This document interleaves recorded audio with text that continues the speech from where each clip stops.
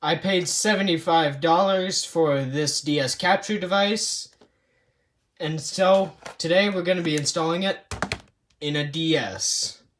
No, this DS is ugly. Get out of here. We're not going to be doing it on that DS. We're going to do it in the... I dropped something. We're going to be installing it in the way better looking red DS, because this looks awesome. So, without further ado, and I can lift the back off.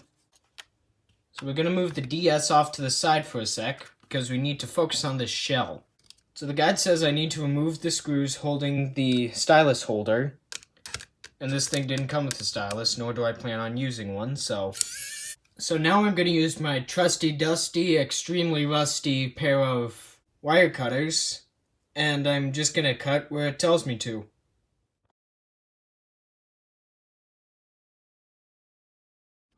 So now I'm going to unplug the top screen ribbon cable, which in the final thing we're not going to have, but right now we're just going to have it in for testing purposes. Okay, so now what I need to do is I need to have this FFC cable, also known as a flat flex cable, and I need to put this where this cable was.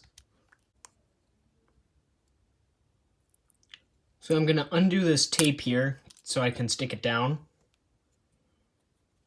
and I'll stick it according to the diagrams. I need to stick it right there. So now you have to flex this back here to insert it into here.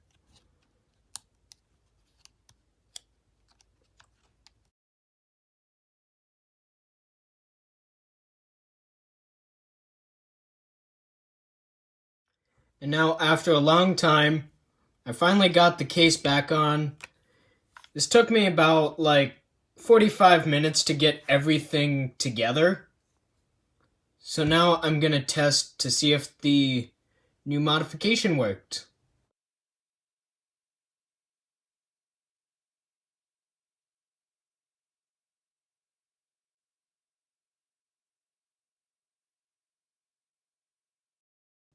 And now, as you see, I took it all apart again. And that is to deal with an issue that is with this system. So you can see right here, it has a broken hinge, which can cause instability. So my solution is to just completely remove it. But there is a problem with this. The DS does a self-check when it's powered on and asks pretty much everything. Hey, is this system working? Is this system working? And if all of the systems are working, then it continues to boot up. So with this, it's not detecting the top screen, so it's refusing to start, because it thinks there's a problem, which there is, and will shut itself down to prevent anything else from being destroyed. So we can bypass that screen check by soldering one component, a 330 ohm resistor, onto this logic board. I'm going to get the resistor from this junk board, which is junk, therefore doesn't work. But I'm in the garage. You guys haven't been in the garage for forever. So anyways, this is the component we need, and it's really small.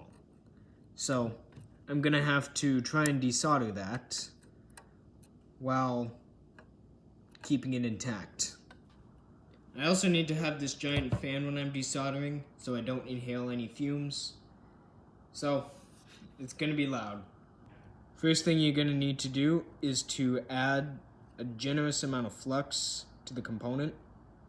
I know this is a bit overkill, and I don't have a proper way to put flux on, but this works, and it's what works.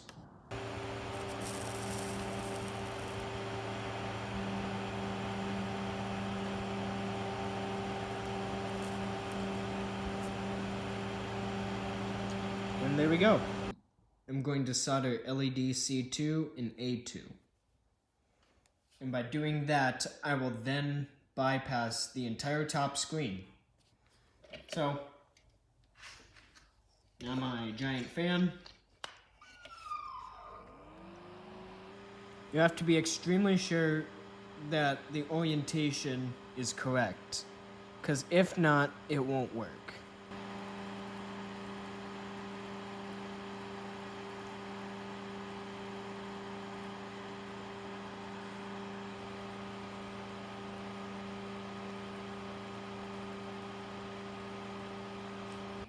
Okay, it's certainly not the prettiest job, but I think it'll work. I'm gonna go plug everything back in and see if it works. Okay, so I have it back just enough to test. I've got the screen plugged in. So now I'm going to install the battery. So, will it boot up? Yes. It's working. And it works.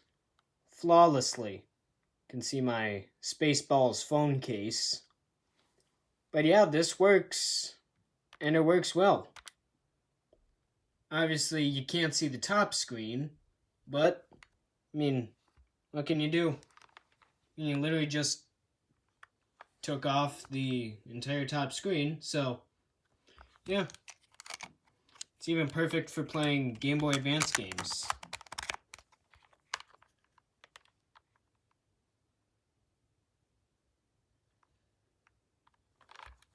So, I'll be using this a lot because I want to do some video capture stuff with my friends, and hopefully we can make it a series on this channel where we just play games. So, thanks.